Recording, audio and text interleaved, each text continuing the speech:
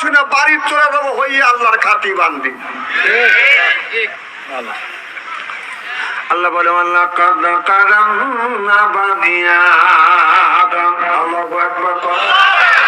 আল্লাহ বলে আদমের বেটা বেটিরা তোমরা হলো আমরা আমার বান্দা, আর তোমরা করো না কোন রকমের দান্দা। বান্দারে তোমাদের জন্য কত সুন্দর সুন্দর নাজ নিয়ামত আমরা দিয়েছি। আর যারা আল্লাহর বান্দা হবে, আল্লাহর গোলামি করবে, আল্লাহর দাসত্ব যারা করবে, আল্লাহ রাব্বুল আলামিন এই মানুষটাকে তখন জান্নাতে দিবে, যারা জান্নাতবাসী হবে। আর জান্নাতবাসীরা জান্নাতের মধ্যে বাজান একা একা বাজান প্রবেশ করবে না। একটা ছেলে যদি বিয়ে হয়, একটা মেয়ে যদি বিয়ে হয়, বাসর করে একা দোকানে জোড়া দোকে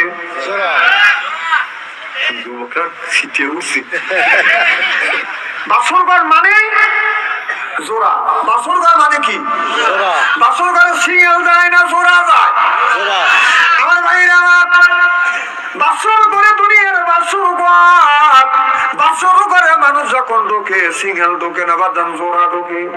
আল্লাহ রাব্বুল আলামিন বলে ও দুনিয়ার মানুষেরা তোমরা যখন জান্নাতবাসী হবে, কম করে হলেও জান্নাতবাসী যখন জান্নাতের মধ্যে আপনার প্রবেশ করবে, কম করে হলেও 70 জন আপনার হুকুম নিয়ে বাদাম জান্নাতে প্রবেশ করবে।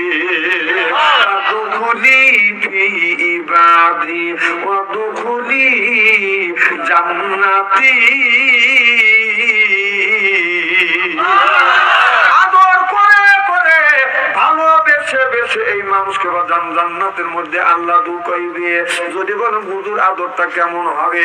আপনার আমার বাড়ি যদি আসে বা আত্মীয় যদি কুটুম আসে, আমরা কুটুমকে করি আদর। আত্ম মনে করে হায়রে আমার কদর, এরপরে পরে দেবী দেশি সাদর। আত্ম মনে করে হায়রে আমার বড় কদর, এরপরে আমি বাজান খানা একটাও তো ডাক না ছাড়া না। খাবারের পরে বাজান দেয় দই, খায়াতো বাজার হইসই, তারপরে দেয় পেপসি কোকো কোলা, খায়াতো মনের মধ্যে বাজান দেয় দোলা, তারপরে খাই একটা পান, খায়াতো মনের মধ্যে আসে বাজান গুনগুননি গান, তারপরে খাই এক খাবলা হাকিম পুরি জর্দা, শরীরটার গামিয়ে যায় বুঝায় আমি বড় মর্দা।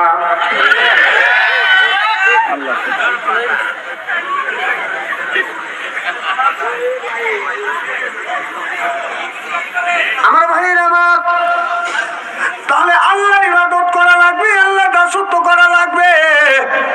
আল্লাহর গোলামি যদি আপনি করতে পারেন, আল্লাহ রাব্বুল আলামিন আপনাকে আমাকে বাদাম জান্নাতে দিবে। গোলামি করা লাগবে কার? আল্লাহর গোলামি আপনি কি দিয়ে করবেন? নামাজ ছাড়া আল্লাহর গোলামি করা যাবে না, দাসত্ব করা যাবে না। রোজা ছাড়া হজ